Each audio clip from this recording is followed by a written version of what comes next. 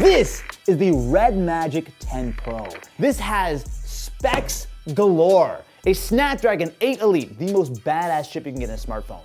A massive 7,000 milliamp hour battery. It also has dedicated cooling. So while it might look like an extra camera bump, that is a fan. This thing is actively cooled. It also has triggers on the top for gaming. It has a 144 hertz display. I mean, if you made a wish list of every possible spec you would want to put on a smartphone to be good at gaming, this has it. So I have purchased this phone.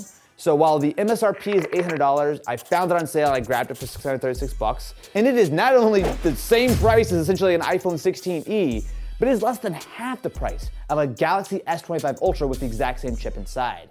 Which really begs the question, is a gaming smartphone actually worth it? It's big, it's chunky, but that never stopped me in the past with choosing phones. So to really put the REDMAGIC into perspective, I want to put it side by side with a few other phones that you may consider if you're interested in a gaming phone.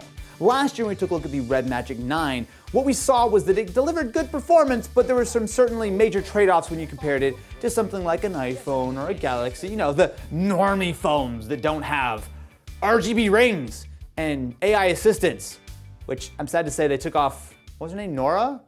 She's not on the phone anymore, or at least not by default, and I don't want to download her. What was her name? No, was it Nora? Hello? Hi. Oh no! No! What? Commander, you have exposed Mora's location. She was here the whole time. Comparing against the REDMAGIC. First of all, we have a Samsung Galaxy S25 Ultra. This is the current king of the flagships, the all-arounder that's going to have the exact same Snapdragon 8 Elite inside. However, it is the Samsung version, which means it's slightly overclocked. Am I right, gamers? Generally speaking, this is a similar-ish phone for a whole lot more money. So the S25 Ultra is MSRP'd at $1,300. However, it is currently on sale for $1,100. I'm going to evaluate based on that price. Just the same way I'm evaluating this based on the sales price. All of this is as of March 2025. Probably the most popular gaming phone, or at least I think the one that a lot of people think of, is the ROG Phone 9. So this is actually the ROG Phone 9 Pro, which cost a whopping $1,500 because of course you need 1 terabyte of storage in your gaming phone. However, there's also the standard ROG Phone 9, which is very similar to this, just has less storage, doesn't come with the cooler and whatnot. So we're gonna pretend that this is that regular version of $1,000. So slight grain of salt when it comes to like the benchmarks and whatnot, but it should have the same Snapdragon 8 Elite. And this is a phone that also is part of the Big Chungus gang. Now this one specifically has your handy dandy little screen on the back, so you get all your cool little widgets and doodads. The main difference between the two gaming phones is that they both do have active cooling as an option. Now the REDMAGIC has a built-in fan, so there's no extra accessories or anything like that. There's a dedicated fan which blows cool air across. Now there are some downsides to that, being that your water resistance isn't great, when I can physically almost see through the phone, a little bit, slightly. The ROG Phone actually instead relies on an external cooler. So if you buy the Pro, it comes with it. Otherwise it's like, isn't it like $80 or something if you buy it separately? Yes, the Aero Active Cooler 6. It's on number 6? Yes. I thought I'd guess 2. How much is that if I wanted to add that separately? $100. $100, which again is included if you bought the Pro, but there's a clear advantage to the REDMAGIC in having that cooler inside. We'll get into it for the benchmarks, but just to kind of give you a good spread. But we've got even more. This is the Vivo X200. Unlike our other 3 phones, which are all powered by the Snapdragon 8 Elite, a very powerful chip, this is instead powered by a MediaTek Dimensity 9400. So this is pretty much the only real competition to the Snapdragon 8 Elite right now, and it's not sold in a lot of phones. So that's a big reason why we wanted to import this Vivo, because this is one of the very few devices that actually ships with it. Now this is not a dedicated gaming phone. Now, it should be plenty powerful, and it is going to play in the same kind of class like an S25, maybe not quite the Ultra, but I'm just really curious to see what a $500 gaming phone will deliver. And speaking of cheaper, our last option is a bit of a wild card. the OnePlus 12R. So the OnePlus 12R is normally a $500 device. However, we were able to pick this up for $400 on sale. So the way that OnePlus do the R series, so basically this is using a 1 generation old chipset. So essentially what you've got here is a Snapdragon 8 Gen 2, which at this point is actually almost 2 years old, barely 2 years old.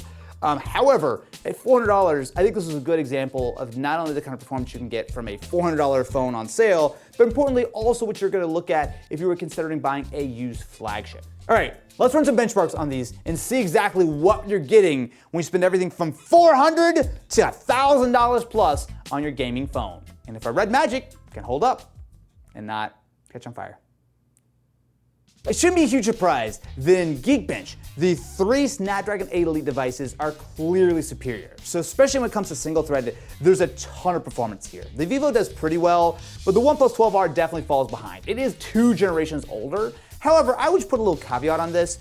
Yes, the CPU results are very impressive, and yes, these 8 Elite devices are incredibly fast. But in like regular real world use, yeah, you could say that the OnePlus is a little bit slower, but it's not anywhere near like half as slow like this sort of number makes you think. So just take it with a grain of salt, especially because for gaming, CPU is important, but the GPU is far more so. Now it came to gaming benchmarks, specifically with 3D Mark. The S25 Ultra was an absolute problem child. Oh yeah, it was awful. I had to run the benchmarks on that like 3 times more than any of the other phones just to get usable data. Super inconsistent, right? But that being said, it scored relatively well. But both of the big beefy gaming phones, the REDMAGIC and the ROG Phone 9, did well. Although the REDMAGIC did outperform it, largely because it has that built-in fan and the ROG Phone does not. So if you wanted to spend the $100 for the Aeroactive cooler, you could do that. But by that same token, you could also spend 50, 60, 70 bucks and put a cooler on any of these phones and it will make a difference. So we wanted to run them all stock as is, especially because the base model ROG Phone 9 does not come with that cooler. So we wanted to be fair. The surprise for me though, even though the REDMAGIC was the clear winner, the Vivo actually came very, very close. It really held its own, especially considering I thought that the REDMAGIC was a good deal at 636 bucks. I paid less than $550 for the Vivo. Now, last place again is going to be the OnePlus 12R, but I will also say it's not terrible, right? I mean, you're paying the least amount of money, you're talking about $400. It does come with several years of software support, and unlike some of the gaming phones, it's an actually good phone, period. Because, you know, some of these phones maybe make some sacrifices in the name of being huge and chungussy. And I prefer a smaller phone. Cue all of the flip phone. I was about to say, no, Alex wouldn't let me put a Z Flip in the comparison to show you how Z Flips are maybe not great for gaming. Yeah. Well, the heat would probably melt the screen right off. Yep, that's true. That's true. I'll give you that one. I'll give you that one. So to really sum up the benchmarks, there's a lot to like with the REDMAGIC. I mean, it claims that it is the ultimate gaming phone, and I kind of can't disagree. I think that cooling fan really does make a difference. But let's play some actual games, because I will tell you, benchmarks are one thing, and playing the games themselves is a little bit of a different one. Let me play some of everyone's favorite game, Call of Duty Mobile. Now, this is clearly not a new game, but it is an example of a game that this phone absolutely destroys. Like, it's not even close at how fast it runs here. So we do have the full 144 Hz display, and boy, that is smooth. Where'd you go, brother? Why are you running away? Are you afraid of my REDMAGIC? Oh, he was not afraid of my REDMAGIC. Okay, look, there's no doubt that this is a terrific phone for gaming. This screen is excellent. The refresh rate, the fact that it's easily able to sort of push these kind of frame rates. Also the fact that it is got the fan running right now. So the fan is not like cranking at like maximum speed, but it's definitely enough to keep this thing running at a stable, consistent level. And with a 7,000 milliamp hour battery, you can game for a little while. A solid amount of time. The REDMAGIC 10 Pro is a really, really bizarre device because it is the absolute definition of min-maxing. So on the positive side, this is one of the most powerful smartphones you can buy, period. Between the active cooling, the very nice display, the huge battery, there are a lot of advantages for gaming.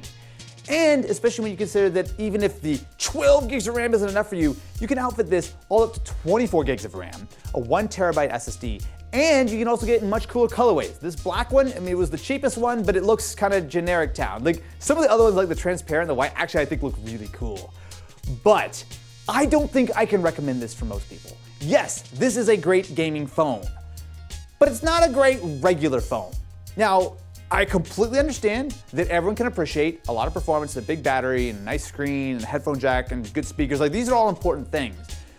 But the fact that the software support is only giving you one guaranteed Android OS update and maybe like 2 years of security updates is atrocious, full stop. Not only are there misspellings everywhere, it is loaded with bloatware. I mean, I'm all for playing doll dress up sweet girl with an app that's already pre-installed on my phone, but the amount of stuff on here is gnarly. And while you can set up a lot of the gaming things, it's just very clearly not well optimized for an English market device. While the REDMAGIC is a great gaming phone, if you care about any part of the phone and the gaming phone, I do think there are better options.